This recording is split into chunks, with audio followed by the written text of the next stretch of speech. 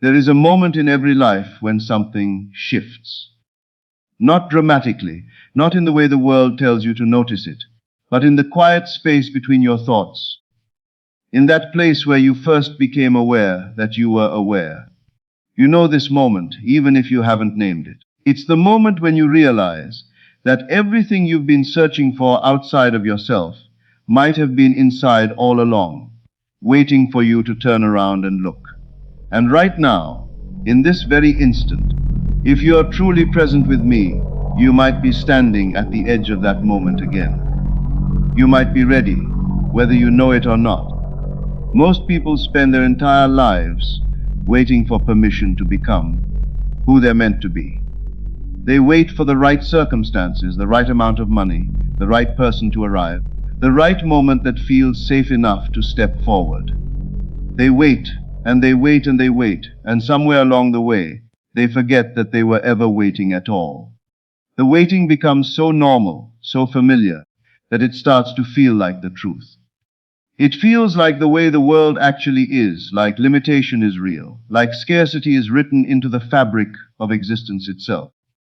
But I'm going to tell you something that might sound simple, but when it truly lands in your consciousness, when you feel it, rather than just hear it, it will change everything. The world is not waiting for you. Your life is not waiting for you. There is no grand pause button on your existence while you get ready. The only thing that's ever been waiting is the version of yourself that you haven't yet learned to become. Think about the last time you wanted something so badly that it actually hurt. Maybe it was a person, maybe it was a dream, maybe it was the feeling of being safe and known. Maybe it was simply the experience of abundance, of not having to worry, of not feeling that constant tightness in your chest when you think about money or love or your future. You felt that desire so deeply, didn't you? You felt it in your body. And what did you do with it? What did the world teach you to do with it? The world said to chase it. The world said to prove yourself worthy of it. The world said that desire is proof of lack. That wanting something means you don't have it yet, and you need to work harder, strive more, convince the universe that you deserve it. And so you chased, and you strived, and the thing you wanted seemed to move further away with every desperate grasp. That's not a failure of yours. That's the oldest trick in the world, the way that consciousness itself has been distorted by a culture of scarcity, by a reality that was built on the belief that we are separate from what we desire. But what if I told you that everything you've been taught about wanting is backwards? What if the very thing that's been keeping you from your desires is the intensity of your desire itself? Not because desire is wrong, but because you've been taught to pair desire with disbelief. You want something, which means you believe you don't have it. You want something, which means you're operating from a place of emptiness. You want something, which means somewhere deep inside, you don't actually believe it's possible for you. And the universe, the infinite intelligence that's always listening to who you believe you are, simply agrees with you. It gives you more of what you believe. It gives you more evidence that you're right, that you don't have it, that you're lacking, that it's not for you, that maybe in another lifetime, another reality, but not here, not now, not in this one. This is the thing that nobody tells you when you're growing up in a world obsessed with external achievement. They don't tell you that reality is not something that happens to you. They don't tell you that the external world is a mirror, a perfect reflection of the internal world you've been carrying around inside yourself your entire life. They tell you to look at what you don't have. They teach you to identify lack. They encourage you to focus on what's missing. And because you've been taught to be a good observer of reality, you get very, very good at seeing what's not there. You get so skilled at cataloging absence that you actually become blind to presence. You move through your days, seeing all the ways the world has disappointed you, all the ways you've failed to measure up, all the ways that good things happen to other people but not to you.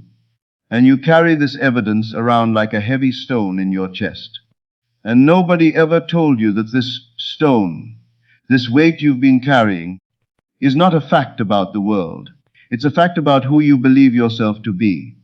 Imagine for a moment that your beliefs are not static things. They're not truth. They're not reality. They're just stories you've been telling yourself so consistently that they've started to feel true. The story that you're not good enough, that didn't come from the universe telling you that. It came from a small child inside you who interpreted some moment, some look, some word, some experience, and decided that it meant something about who you were. And then you kept living as if that story was real. You kept gathering evidence to support it. Every time you didn't get what you wanted, you thought, see, this proves my story is true. Every time someone chose someone else, you thought, this confirms what I already knew about myself. You became a detective in the case against yourself, and you were very, very thorough.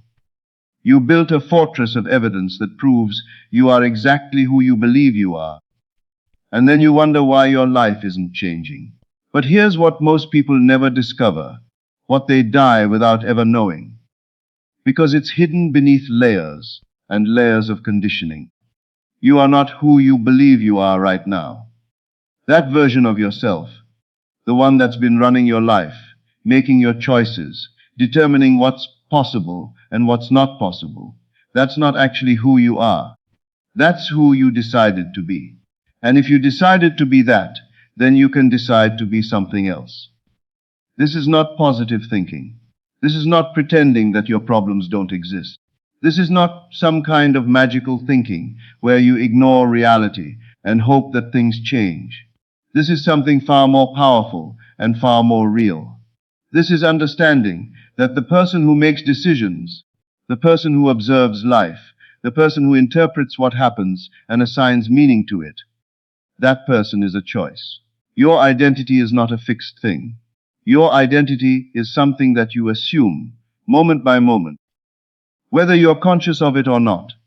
The word assume carries so much power in it, and most people have never really thought about what it truly means. To assume something means to take it on, to put it on like clothing, to embody it as if it's already true. And here's the thing that will change everything once you truly. The world doesn't respond to what you want. The world responds to who you are being. Your circumstances, your relationships, the opportunities that come to you, the people who are drawn to you, all of it flows from the being that you are inhabiting. If you're being someone who's desperate, the world brings you more reasons to be desperate. If you're being someone who's afraid, the world brings you more things to be afraid of. If you're being someone who's searching frantically for love, the world brings you people who recognize that desperate searching, and they either run from it or exploit it. But if you're being someone who already knows themselves to be loved, if you're being someone who already experiences abundance, if you're being someone who already trusts their own path, then something miraculous happens. The world starts to rearrange itself around that being. The people who recognize themselves in that vibration start to show up. The opportunities that are only visible to someone with that level of faith start to appear.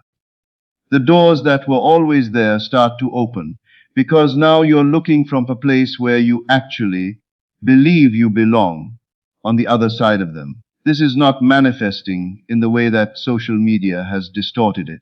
This is not about vision boards and magical thinking. This is not about pretending that poverty is abundance or that pain doesn't exist. This is something far more sophisticated and far more true.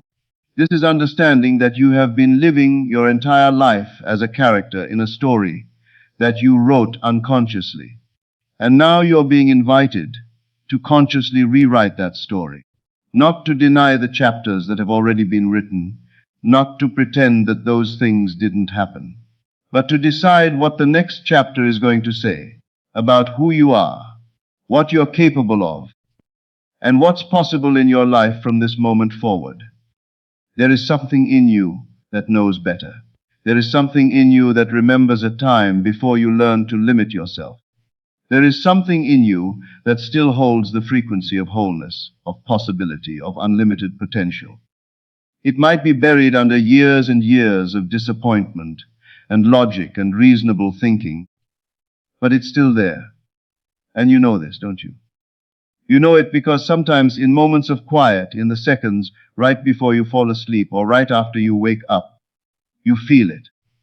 You feel this yearning for something more, something different, something that feels more like the truth of who you are than the life you're currently living. That yearning is not a sign that something is wrong with you. That yearning is the most real thing you have.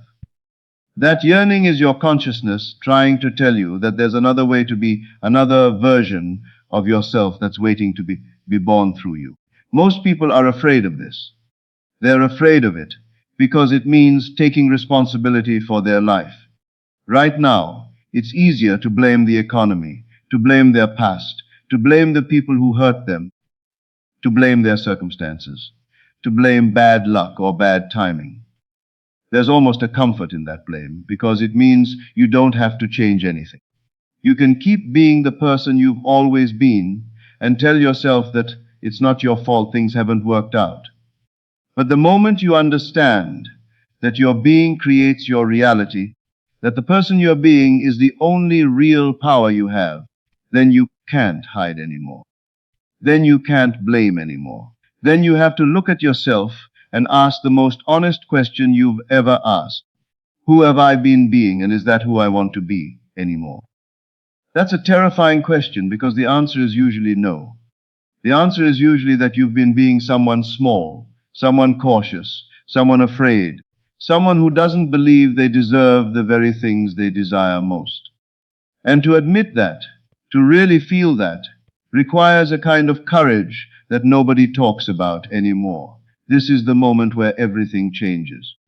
Not because I'm going to give you some magical technique or some secret password that you can use to unlock your desires. This is where everything changes because you're being invited to step out of the old story and into a new one. And the only way to do this is through imagination. Not daydreaming, not fantasy, but imagination in the deepest sense of the word. Imagination is the faculty of your consciousness that creates reality. Everything that exists in the physical world was first imagined. Every invention, every building, every relationship, every moment of beauty that you've ever experienced, it all started as an image in someone's mind. Imagination is not escape from reality.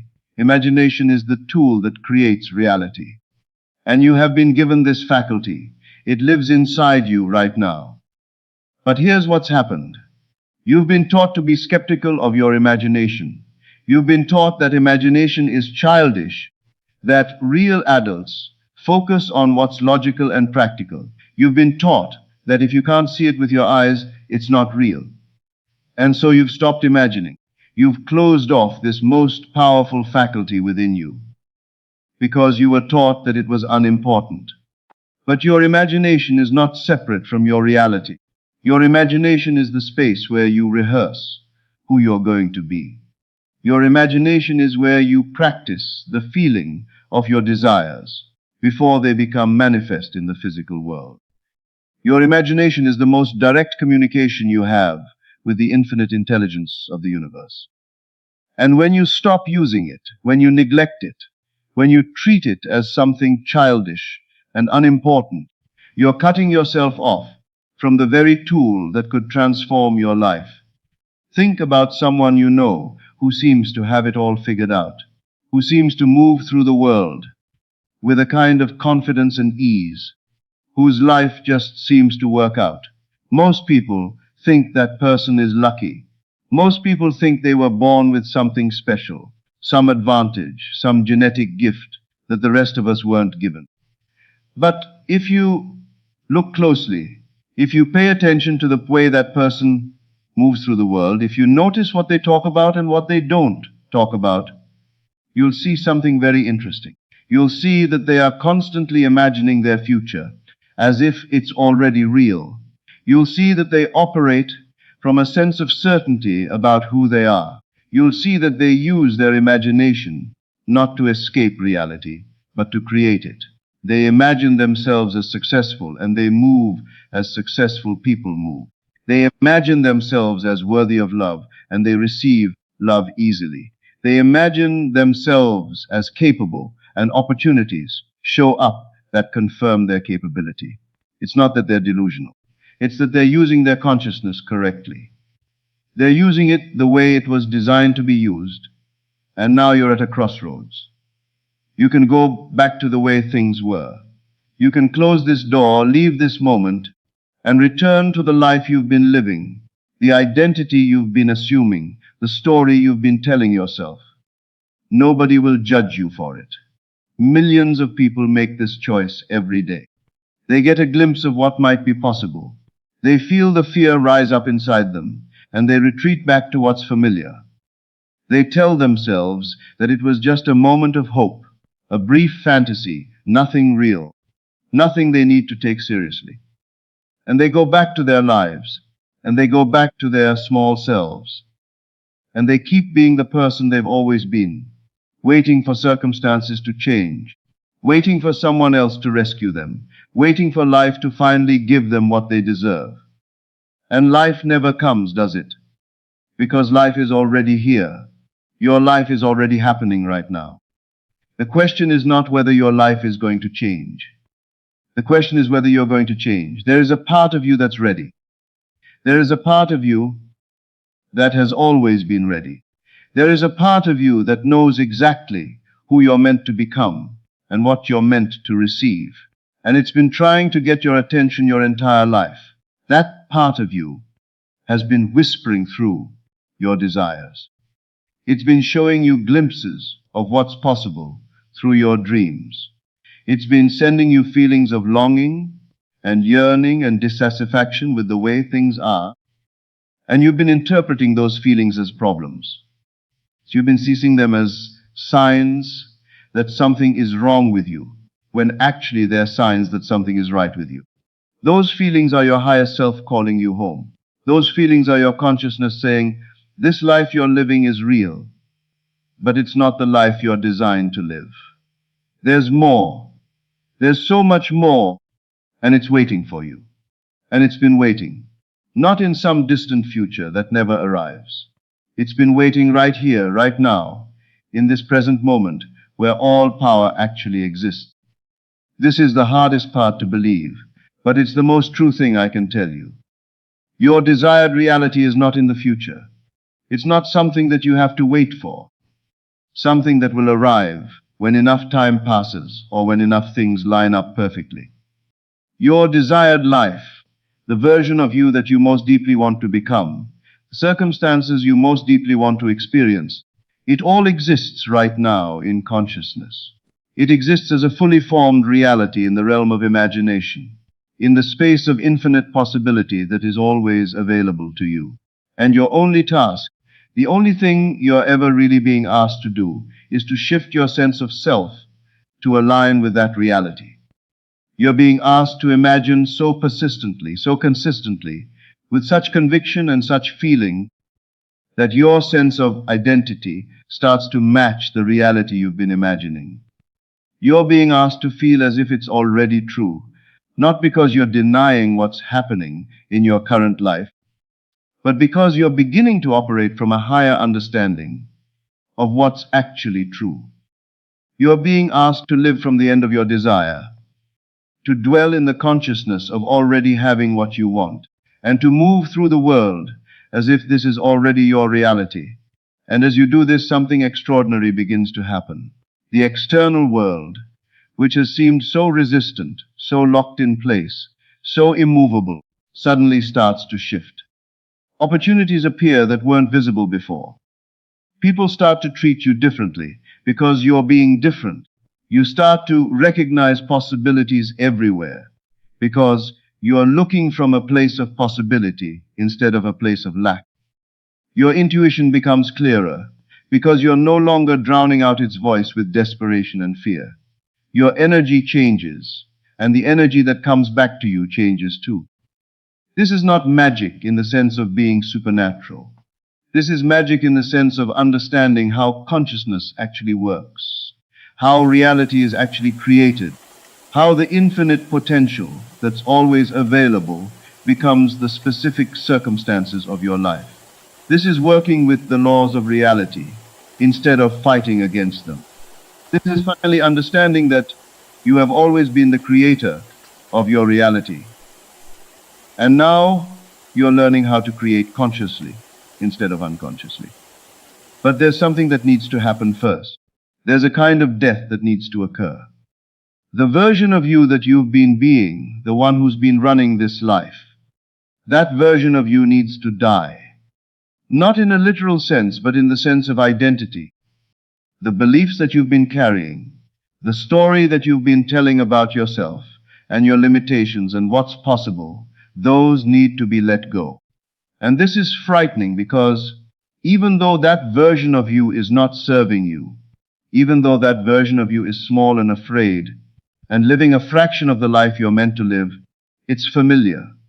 It's yours. You know how to be that version. You know how to move through the world as that person. And letting it go means stepping into absolute uncertainty.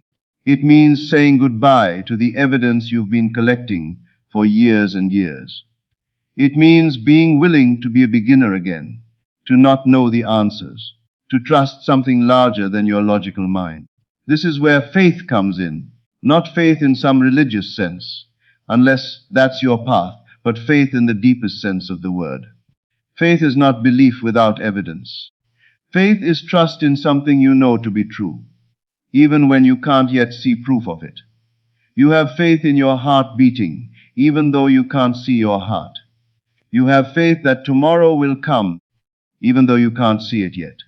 You have faith that if you plant a seed and water it and give it sunlight, it will grow, even though when you plant it, it's just a hard shell in the dirt with no visible sign of life. This is the kind of faith that creates reality. This is the kind of faith that takes an imagined desire and transforms it into lived experience. And you already know how to do it. You've done it your entire life. Every belief you currently hold, every fear you currently feel, every limitation you currently experience, you created all of that through faith. You had faith that it was true, and you looked for evidence and you found it. You've been a powerful creator your entire life. You've just been creating things you didn't want. So here's what happens when you understand this. Here's what shifts. You stop looking outward for evidence of what's possible. You stop asking your past to predict your future. You stop looking at your current circumstances and asking them to tell you what's real. Instead, you begin to look inward. You begin to go into that space of imagination and you begin to rehearse your desired reality as if it's already true. Not in a way that's delusional or in denial of your current circumstances, but in a way that's parallel to them. You acknowledge what's happening right now, and you simultaneously imagine something different. You feel the desire, but instead of pairing it with desperation, you pair it with the feeling of already having. You say to yourself, I can see this desire. I can feel that I want this. And I also know that at the level of my deepest being, I already am this. I already have this. This is already mine. And you practice this. You practice it morning and night. You practice it in the quiet moments. You practice it until the imagined reality feels more real than the external reality. You practice it until you're no longer pretending. You practice it until you've become it. This is not visualization in the way it's usually taught. Most people think visualization is about seeing images, about making a mental movie of what you want. And that can be part of it, but the true power is in feeling. Feeling is the frequency. Feeling is what broadcasts out to the universe and brings back matching circumstances. So you don't just see the thing you desire. You feel yourself already being the person who has it. You feel the relief of finally having it. You feel the gratitude of receiving it. You feel the ease and the peace that comes when you're no longer chasing because you already have. You feel it in your body, in your emotions, in the deepest part of your being. And you hold that feeling. You dwell in it. You live from it. And as you do, your being begins to shift. Who you're being starts to change. The frequency that you're broadcasting starts to change. And the world, which is always responding to who you are, starts to rearrange itself to match this new being. Months might pass. Circumstances might still look the same on the surface. The doubt might creep back in sometimes. You might have days where you forget the truth and fall back into old patterns of thinking. And this is okay. This is part of the process. You're not doing this perfectly because perfection is not real. Perfection is a concept that the ego uses to keep you small. You're doing this humanly. You're doing this while you're still carrying all the doubts and fears of a lifetime. You're doing this while you're still living in a body that has been trained to interpret the world in a certain way. You're doing this while you're still surrounded by people and circumstances that are reflecting back to you the old version of yourself. This is incredibly hard. This is the most difficult thing you'll ever do. And it's the only thing that matters, because one day something happens. You get an unexpected phone call. Someone you didn't expect to hear from reaches out to you. An opportunity comes up that seems too perfect, too impossible, but there it is. A conversation shifts in a way that opens a door. A moment of synchronicity that's so improbable you can't deny it's happening. And in that moment you remember. You remember that you imagined this. You remember that you rehearsed this in your consciousness. You remember that you felt this as if it was already true. And you realize that it didn't come from luck. It didn't come from the external world finally deciding that you deserved it. It came from you. It came from the being that you assumed. It came from the reality that you dwelled in. It came from the faith that you held even when there was no reason to hold it. And suddenly, for the first time, you understand. You truly understand. The external world is not creating your life. You are. You have always been. And now you know it. But here's what really matters. This moment of manifestation, this proof that it works, this validation from the external world, it's not the destination. It's just the beginning. Because now that you know you can do this, now that you've seen the mechanism work once, you understand something about yourself. You understand that you're not limited. You understand that you're not at the mercy of circumstances. You understand that the being you choose to be is the ultimate creative force in your life. And this opens up possibilities that you've never dared to imagine. This opens up doors that were always there, but you were never looking for them. This changes everything, because now you understand that if you can manifest one thing, you can manifest anything. If you can shift your consciousness and your circumstances once, you can do it again and again and again. For the rest of your life, this is the life you're meant to live. This is the consciousness you're meant to inhabit. You're not meant to be at the effect of circumstance. You're meant to be the creator. You're not meant to wait for permission. You're meant to assume the identity of the person you want to be and become it. You're not meant to search desperately outside of yourself for answers. You're meant to go inward and remember what you already know. You're not meant to live a fraction of your life. You're meant to live the fullness of who you are, the completeness of your desire, the wholeness of your being. And your life is about to change. Not because something external is going to rescue you. Not because the universe is finally going to smile upon you. Not because you've been good enough, or waited long enough, or suffered enough.